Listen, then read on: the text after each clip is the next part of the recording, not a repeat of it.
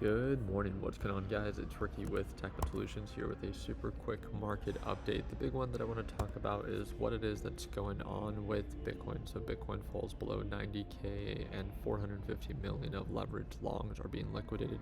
Again, friendly reminder, anytime that you're in a speculative asset, especially something like Bitcoin, with all those different crypto platforms that allow you to use insane leverage. I've even heard up to 100x leverage. Probably one of the worst things that you can do, especially when there's a lot of uncertainty being injected into the market. I'm sure a lot of you guys have heard what's one of the reasons that the market might be selling off, especially right now, is the Supreme Court is supposed to decide tomorrow if Trump's tariffs are going to stick or if they're going to be voted illegal and billions of dollars are going to have to get refunded.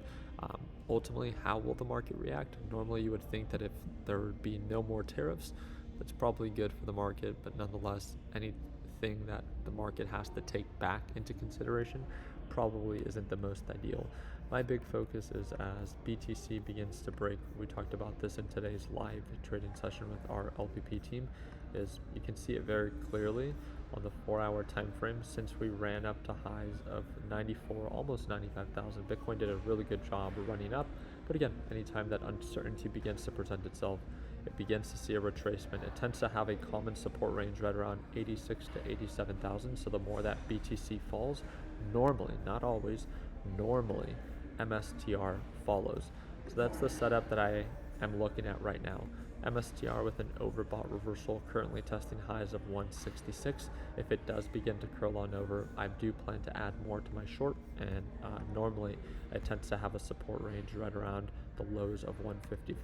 If you look at the 1-hour time frame, this is where we get a lot of that consolidation, 150 to 155. So something that we can follow up with. Also, a lot of the speculative stocks.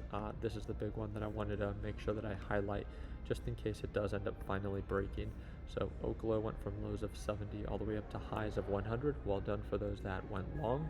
Hopefully you do your part in taking profits at overbought levels, because as it begins to consolidate and possibly breaks below support, there is no confirmation yet, but if overall markets continue to drop, it's always the speculative assets that will drop the hardest. So if we see that break of support right around 94, possible retracement right back down to 70, and if that's the case based off of current highs and previous lows, 26% of potential downside. Again, those are the two that I really wanted to focus on, Oklo and of course MSTR. Overbought reversals forming.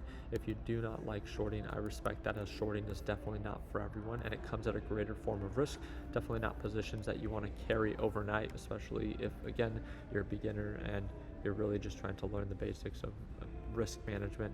Probably not the most ideal situation. There's nothing wrong with staying cash, especially based off of the news that Colombia President Gustavo is supposed to travel to the U.S. to talk to President Trump at the White House. So we'll see how that continues. Also, President Trump has said Venezuela has committed to doing business with the United States as their principal partner. So it looks like somewhat good news in that sense, right? And then this is the one that the headlines are quite interesting, because it's not just with Russia, it's targeting anything Russia and China related. Says President Trump just to impose 500% tariffs on countries buying Russian oil. We'll see if that actually ends up sticking, and especially after they're supposed to vote if tariffs are going to actually stick tomorrow. So I'll do my part in keeping you up to date. Just wanted to make sure that you understood kind of where the market is at right now. On the larger time frames for QQQ, you could see still incredibly bullish, no breakout pattern.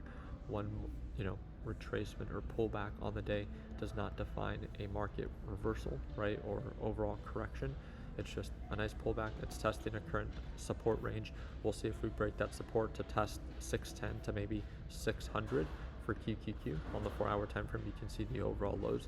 And if again markets do begin to see continuation into the downside, then those speculative stocks will most likely see the hardest retracement. So I'll do my part in keeping you guys up to date. And again, if you want to tune on into our live session for tomorrow, that's the second link in the description down below. Take care, team.